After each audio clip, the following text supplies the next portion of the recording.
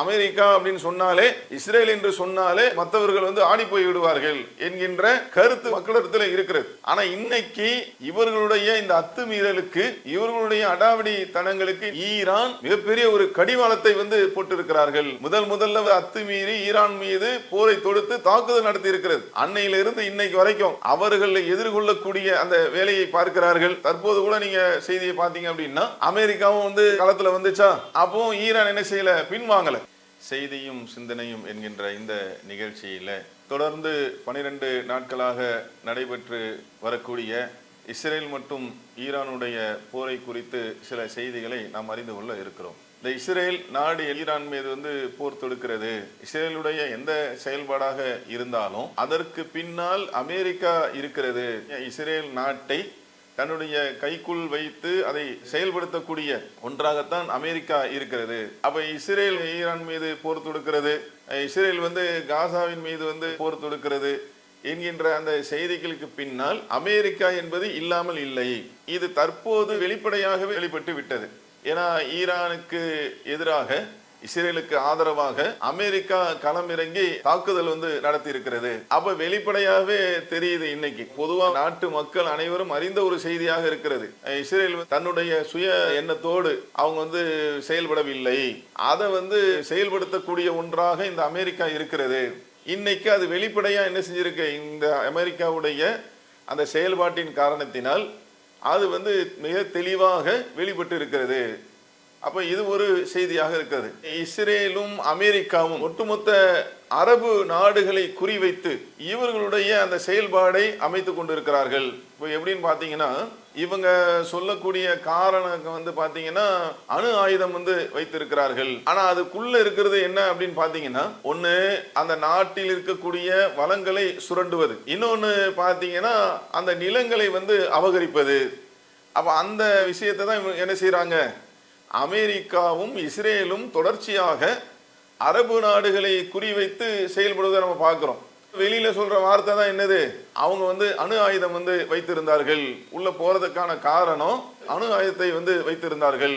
நீங்க இந்த வரலாற்றுல நிறைய பாத்தீங்க அப்படின்னா, நீங்க ஈராக்கை எடுத்து பாருங்க, அங்கேயும் வந்து என்ன செஞ்சாங்க, இது மாதிரி சொல்லி இவர்களுடைய கைப்பாவையாக இருக்கக்கூடிய ஒரு பொம்மை அரசாங்கத்தை வந்து அமைத்து அதன் மூலமாக இவங்க வந்து அந்த வளத்தை வந்து சுரண்டி கொள்ளலாம், அதை வந்து இவர்கள் கொள்ளையடிக்கலாம், அந்த நோக்கம்தான்.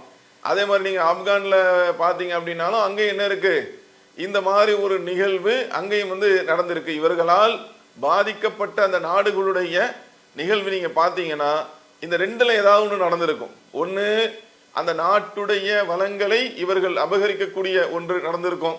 இன்னொன்று என்னன்னு பாத்தீங்கன்னா அந்த நிலங்கள். இப்போ நீங்கள் காசால பார்த்தீங்க அப்படின்னா கிட்டத்தட்ட 1.5 வருடங்களுக்கு மேலாக இஸ்ரேல் போர் தொடுத்து கொண்டு இருக்கிறது. இஸ்ரேல் போர் தொடுக்கிறது என்று சொன்னால் அதற்கு அர்த்தம் அதன் பின்னால் அமெரிக்கா இருக்கிறது. இஸ்ரேல் வேறு அமெரிக்கா வேறு இல்லை.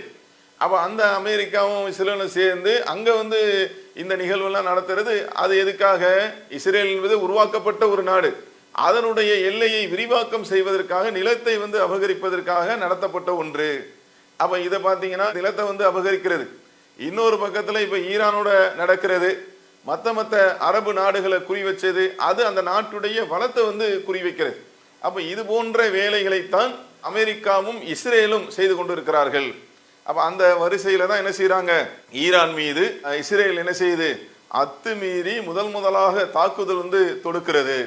தாக்குதலை ஈரான் மிக துணிச்சலோடு எதிர்கொள்கிறது. எந்த அளவுக்கு அப்படின்னு பாத்தீங்கன்னா, மக்கள் வந்து விளங்கி வைக்கக்கூடிய ஒரு செய்தி என்ன அப்படின்னா, இஸ்ரேல் என்பது ஆயுதம்லாம் வைத்திருக்கக்கூடிய மிகப்பெரிய ஒரு பலம் வாய்ந்த ஒரு நாடாக இருக்கிறது. ஏன்னா அதற்கு பின்னால் அமெரிக்காவும் இருக்கிறது. அப்ப இவங்க வந்து மிகப்பெரிய ஒரு பலம் வாய்ந்த நாடாக இருக்கிறாங்க. அந்த அடிப்படையில் இவங்களை யாரையும் வந்து எதிர்கொள்ள முடியாது. அமெரிக்கா அப்படின்னு சொன்னாலே, இஸ்ரேல் என்று சொன்னாலே மற்றவர்கள் வந்து ஆடி போய் விடுவார்கள் என்கின்ற கருத்து வந்து மக்களிடத்தில் இருக்கிறது. ஆனா இன்னைக்கு இவர்களுடைய இந்த அத்துமீறலுக்கு, இவர்களுடைய அடாவடி தனங்களுக்கு இன்னைக்கு என்ன செஞ்சிருக்கிறாங்க, ஈரான் மிகப்பெரிய ஒரு கடிவாளத்தை வந்து போட்டிருக்கிறார்கள். முதல்ல வந்து அத்துமீறி ஈரான் மீது போரை தொடுத்து தாக்குதல் நடத்தி இருக்கிறது. அன்னையிலிருந்து இன்னைக்கு வரைக்கும் அவர்கள் எதிர்கொள்ளக்கூடிய அந்த வேலையை பார்க்கிறார்கள். தற்போது கூட நீங்க செய்தியை பார்த்தீங்க அப்படின்னா, அமெரிக்காவும் வந்து களத்துல வந்துச்சா, அப்போ ஈரான் என்ன செய்யல, பின்வாங்கல. ஈரான் பக்கத்திலே செய்திருக்கிறது. இவர்கள் நடத்திய இந்த தாக்குதலினால் அங்க உள்ள மக்களும் பாதிக்கப்பட்டு இருக்கிறார்கள். ஆனா ஈரான் வந்து என்ன செய்யல அப்படின்னா பின்வாங்கவில்லை. அமெரிக்கா வந்து களத்துல இறங்கி ஒரு தாக்குதல் தொடுத்தாலும் இங்க கத்தார்ல இருக்கக்கூடிய அமெரிக்காவுடைய ராணுவ அந்த தடவாளம் இருக்குல்ல, அதை வந்து குறிவைத்து தாக்கக்கூடிய அந்த ஒன்றை வந்து அவங்க செய்யறாங்க. கத்தார் வந்து அதற்கான எதிர்ப்பை தெரிவிக்கும் போது கூட ஈரான் வந்து விளக்கம் கொடுக்குறாங்க, எங்களுக்கும் கத்தாருக்கும் எந்த ஒன்றும் இல்லை, ஆனா இங்கதான் வந்து அமெரிக்காவுடைய அந்த தளவாடம் அமைந்திருக்கிறது, அதனால அதை வந்து நாங்க தாக்குறோம் என்ற ஒரு விளக்கத்தையும் அவங்க வந்து சொல்லியிருக்கிறாங்க. இதை என்ன நம்ம கவனிக்கிறோம் அப்படின்னா, தொடர்ச்சியாக எந்த ஒரு இடத்துலையும் வந்து பின்வாங்க, ஏன்னா அவங்களுடைய தார்மீக உரிமையா இருக்குல்ல, அமைதியாக இருக்கக்கூடிய அந்த நாட்டில் இவன் வந்து பொய்யும் புரட்டுமாக ஏதாவது ஒரு காரணத்தை சொல்லி, ஏன்னா அணு ஆயுதங்கள் என்பது பரவலா வந்து சில நாடுகளில் உள்ள ஒண்ணு. அப்ப இவங்க வந்து அரபு நாடுகளை குறிவைத்து மட்டும் என்ன செய்யறாங்க, அவங்க வந்து பயங்கரமான இதை வைத்திருக்கிறார்கள், ஆயுதங்கள் வைத்திருக்கிறார்கள், அங்க வந்து அணு ஆயுதங்களை வைத்திருக்கிறார்கள் என்றெல்லாம் சொல்லி உள்ள நுழைஞ்சி அவர்களை ஒண்ணுமில்லாமல் ஆக்கி அந்த நாட்டுடைய வளங்களை சுரண்டக்கூடிய, அந்த நாட்டுடைய நிலப்பகுதியை அபகரிக்கக்கூடிய வேலை தான் இந்த ரெண்டு நாடும் செய்து இருக்கிறார்கள். அப்ப அந்த ஒண்ணுக்கு இன்றைக்கு ஈரான் வந்து கடிவாளத்தை போட்டிருக்கிறார்கள். இப்போ கூட நீங்க பாத்தீங்க அப்படின்னா செய்திகள் வந்து என்ன வருது, போர் நிறுத்தம், ரெண்டு நாடுகளும் வந்து ட்ரம்ப் வந்து பேசி போர் நிறுத்தம் வந்து ஏற்பட்டு விட்டது அப்படிலாம் பரவலா என்ன செய்து செய்திகள் வந்து வருகிறது. இதே மாதிரி தான் உங்களுக்கு பாகிஸ்தான் இந்தியா போர் நடக்கும்போது ட்ரம்ப் வந்து என்ன செஞ்சார், அப்போவும் நான் வந்து போரை வந்து நிப்பாட்டிட்டேன் அப்படின்னு சொல்ல, அப்புறம் ஒரு பக்கம் மோடிஜி வந்து என்ன செஞ்சிட்டாரு, நான் போன் போட்டு பேசிட்டேன், இனிமே வந்து அப்படி சொல்ல மாட்டாரு அப்படின்னு சொல்ல. ஆனா இப்பவும் என்ன நடந்துச்சுன்னா, சில தினங்களுக்கு முன்பாக பாகிஸ்தான் இந்தியா போரை வந்து நிறுத்தினதுனால எனக்கு என்ன நோபல் பரிசா கொடுக்க போறாங்க அப்படின்னு ட்ரம்ப் சொல்ல, இப்பவும் ட்ரம்ப் என்ன சொல்றாருன்னா, நான் தான் போரை நிப்பாட்டினேன் அப்படின்னு சொல்றாரா. ஈரானுடைய தரப்பிலிருந்து சொல்லப்படக்கூடிய செய்தி, எங்களுடைய நாட்டு ராணுவ வீரர்கள் அவங்க வந்து கடுமையா என்ன செய்யறாங்கன்னா, எதிரிகளுடைய நாட்டுடைய அந்த எதிர்ப்புகளை வந்து சமாளிக்கும் விதமாக களத்துல தான் இருக்கிறாங்க என்று சொல்லி நாட்டு மக்களோடு சேர்ந்து அவங்களுக்கு வந்து நாங்க நன்றி தெரிவிச்சுக்கிறோம்னு சொல்லி அப்பாஸ் அரக்சி என்று சொல்லக்கூடிய அவங்க வந்து சொல்றாங்க. அதிகாலை 4 மணி அது வரைக்கும் வந்து டைம், அது வந்து இஸ்ரேல்ல இருந்து அமெரிக்கால இருந்து எந்த விதமான தாக்குதலும் ஈரான் நோக்கி வரக்கூடாது. அப்படி வரவில்லை என்றால் எங்களுக்கு பதில் தாக்குதல் நடத்தக்கூடிய நோக்கம் எங்களுக்கு இல்லை. எப்படிப்பட்ட பதில் பாருங்க, எந்த விதத்திலும் பின்வாங்காமல் துணிச்சலோடு என்ன செய்யறாங்க. இங்க ட்ரம்ப் பேசினாரு, அவருக்கெல்லாம் இங்க வேலை கிடையாது, நாங்க சொல்றோம், நீ தானே முதல் ஆரம்பிச்ச, இஸ்ரேல் ஆரம்பித்தது என்று சொன்னால் அமெரிக்கா ஆரம்பித்தது, அநியாயமா அத்துமீறி வந்து தாக்குதல் நடத்தினீங்க, அணு ஆயுதம் வச்சிருக்கிறாங்க அப்படிலாம் சொல்லி உள்ள வந்தீங்கல்ல, அப்ப நீங்க வந்து முதல்ல என்ன செய்யுங்க, உங்க சைட்ல இருந்து நீங்க நிப்பாட்டுங்க, நாங்க சொல்ற டைம் சொல்றோம் 4 மணியா, 4 மணி வரைக்கும் நீங்க தொடரவில்லை என்றால் போர் நிறுத்தம் என்பது நாங்களும் பதிலடி வந்து கொடுக்கக்கூடிய எண்ணம் எங்களுக்கு இல்லை என்று தெளிவா தன்னுடைய பதிலை வந்து அவர் பதிவு செய்கிறார். அப்ப இதுதான் வந்து இப்ப கடைசியா ஈரானுடைய அந்த ஸ்டேட்மெண்டாக இருக்கிறது. அப்ப நம்மளுடைய பார்வை என்ன அப்படின்னா, உலகத்துல நடக்கக்கூடிய எந்த பிரச்சனையா இருந்தாலும் அதற்கு போர் என்பது தீர்வாகாது. ஏன்னா எந்த நாடு வந்து போர்ல வந்து ஈடுபடுகிறதோ அவங்க வந்து அத்துமீறுவதற்கு வாய்ப்பு இருக்கிறது. அதனால் பொதுமக்கள் பாதிக்கப்படுவதற்கு, அந்த நாட்டு மக்கள் அப்பாவி பொதுமக்கள் பாதிக்கப்படுவதற்கு அங்க வந்து வாய்ப்பு இருக்கிறது.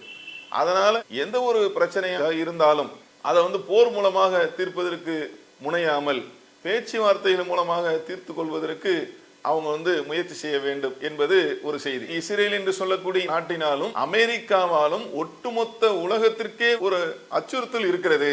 நீ வந்து அதை வைத்திருக்கிறாய், நீ இதை வைத்திருக்கிறாய் சொல்லி உள்ள போறாங்கல்ல, இவர்களுடைய இந்த அட்டூழியத்தை, இவர்கள் செய்யக்கூடிய இந்த அத்துமீறலை ஐநா தலையிட்டு இதை வந்து சரி செய்ய வேண்டும். இப்படி இவங்க வந்து நடக்கக்கூடிய இந்த நிகழ்வு என்பது இவர்களுடைய கண்ட்ரோலுக்குள்ள தான் ஒட்டுமொத்த நாடுகளும் இருக்க வேண்டும் என்பது மாதிரியும், எல்லா இடங்களிலும் வெவ்வேறு நாடுகள்ல தேவையில்லாம இவங்க மூக்கு நிலைக்கக்கூடிய இந்த ஒன்று ஒட்டுமொத்த உலக நாடுகளுக்கும் ஒரு அச்சுறுத்தலாக இருக்கிறது. அப்ப இதை வந்து கவனத்தில் கொண்டு ஒட்டுமொத்த உலக நாடுகளும் இந்த மாதிரி செயலுக்கு, அமெரிக்காவுடைய இஸ்ரேலுடைய செயலுக்கு கண்டனம் தெரிவிக்க வேண்டும். அது மாத்திரம் இல்லாமல் மிக முக்கியமாக ஐநா சபை இதில் தலையிட்டு இந்த மாதிரி பிரச்சனைக்கு ஒரு தீர்வை வந்து ஏற்படுத்த வேண்டும் என்பதும் நம்மளுடைய சிந்தனையாக, நம்மளுடைய செய்தியாக நம்ம சொல்லிக் கொள்கிறோம். ஒட்டுமொத்த நாடுகளையும் எங்களை விட்டால் பலம் பொருந்திய நாடுகள் இல்லை, நாங்கள் உலகத்திலேயே பலம் பொருந்திய நாடுகள் என்று இருமாப்போடு செயல்பட்டு வந்த இஸ்ரேல் மற்றும் அமெரிக்காவுக்கு